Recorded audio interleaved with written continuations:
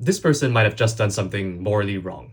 Not because killing NPCs might make them a more violent person or set a bad example, this might have been a morally wrong action towards the NPC itself, or so this paper claims. Now, to talk about wrongdoing towards a being, we need a way to define that being's well-being. Here's an idea. Maybe my well-being increases when my desires are satisfied and decreases when my desires are thwarted.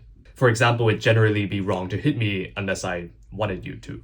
Then it seems like the kinds of beings that matter morally are those that have desires and that are able to engage in goal-directed behavior. Humans and animals obviously do this, but so do some NPCs. If I were to attack an NPC, it would try to fight back or try to run away. Its internal state tracks that something bad is happening and it engages in action to make it stop.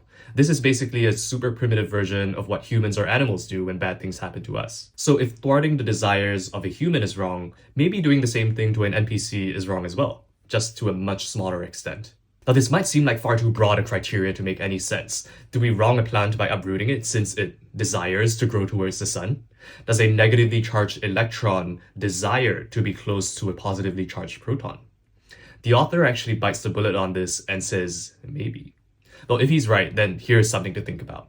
There are hundreds of thousands of video games in existence and millions of copies of them running at the same time, in which countless NPCs are killed every second. So we might be unwittingly engaged in a global mass digital genocide. Probably not. Still something to think about.